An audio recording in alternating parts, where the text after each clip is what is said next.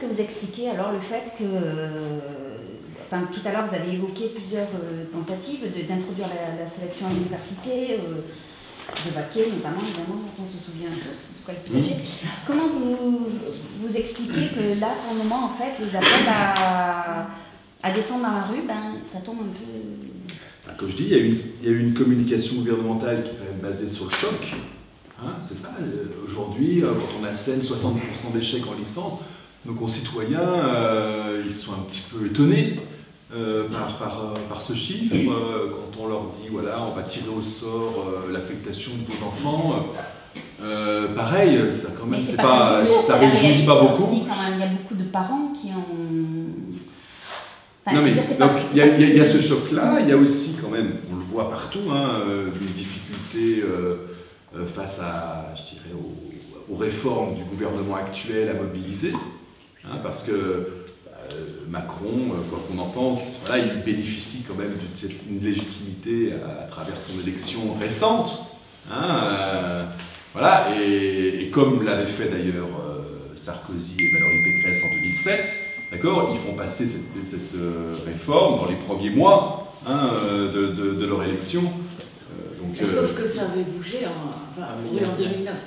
C'est 2 ans après. C'est 2 ans après que ça a bougé. Il y a un élément qui est arrivé qui est très important, je pense, et ça va répondre à votre question. C'est qu'en fait, le fait d'avoir donné moins de moyens aux universités, qu'en fait il manque des profs devant les étudiants, ça je pense que le constat, tout le monde l'a fait. Donc les collègues se disent, on en a marre, et la solution qu'on entrevoit, c'est de trier les élèves à l'entrée, comme ça avec ceux au moins qui rentrent, ils sauront pourquoi ils sont là, et on pense qu'on pourra faire du meilleur travail. Donc en fait, c'est cet espoir-là qui est porté un peu par les collègues, qui se disent, finalement, tous ces étudiants qui viennent, on ne sait pas trop pourquoi, finalement, qu'est-ce qu'ils viennent faire là? Et bien dans ce cas-là, on les organise mieux le tri, on gère mieux les flux, et est-ce qu'on sera plus peinard? Bon, ça c'est un faux pari, parce qu'ils ont fait le même pari pour la LRU, ils ont fait le même pari pour RCE. En fait, chaque fois, les collègues, on a toujours pensé, bon, moi je ne serai pas touché, c'est d'autres qui seront touchés, mais moi je vais m'en sortir. Donc il y a toujours un comportement un petit peu en disant, c'est pas moi, c'est les autres. Et en fait, à chaque fois, malheureusement, le SNESUP a eu raison avant. Donc en fait, on est content d'avoir raison, mais on n'est pas content parce qu'on n'arrive pas à convaincre les collègues. Et là, ce qui se passe, c'est qu'il y a un changement là. C'est-à-dire que les premiers conseils du UFR, ont eu lieu, et si on prend l'exemple de Marne-la-Vallée, j'en parle assez bien puisque j'enseigne à Marne-la-Vallée, mon président c'est M. Roussel, donc qui est assez bien placé pour... C'est pour ça que je vois... Enfin, bref, nous on est l'université poisson pilote. C'est-à-dire toujours on est testé. Et là, ils se sont pris une volée de bois vert quand ils ont convoqué les directeurs du UFR pour leur faire passer l'application de cette réforme-là. Il y a des directeurs du UFR, directrices du UFR qui sont partis tout de suite en disant bah, de toute façon la loi n'est même pas votée, on parle de quoi? Parce qu'il n'y a même pas de réponse technique. Comment fait-on? Donc les directeurs qui sont partis en disant mais, vous reviendrez quand la loi sera votée. Et puis quand les collègues et les directeurs du UFR, on ne parle pas de l'enseignant-chercheur, on peut dire de base, mais quand les collègues ils ont vu la quantité de travail que ça allait engendrer et comment il fallait gérer ça, ils ont dit ah non là il y a un problème. Donc en fait, c'est quand on met le diable vraiment dans le détail, quand on regarde de près comment ça se passe, là ça réagit. Parce qu'effectivement on touche au corpo, on touche au métier. Alors effectivement c'est pas sur les grandes valeurs de la sélection, de la démocratisation, mais petit à petit ça vient parce que les gens se disent ah finalement je suis touché moi aussi. Est-ce que ce ne serait pas votre erreur de communication de rester sur le principe de sélection? L'idée c'est de tenir les deux. Il faut tenir les deux bouts. Il faut tenir les deux bouts. Et en fait, quand on explique, juste pour peut-être pour dire, parce que si on nous dit oh oui il faut plus d'argent pour sélectionner, on ne va pas être d'accord non plus. D'accord, voilà. Donc or le gouvernement, je pense qu'il serait prêt, d'accord, à mettre quelques millions supplémentaires si on lui démontre que la sélection va coûter très cher, d'accord, pour la faire passer.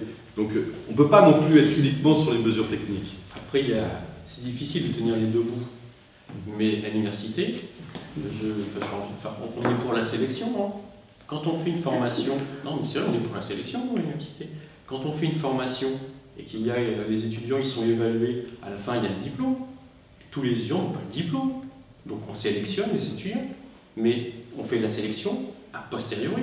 C'est-à-dire qu'on fait rentrer tout le monde, on forme comme on peut avec les moyens qu'on nous donne.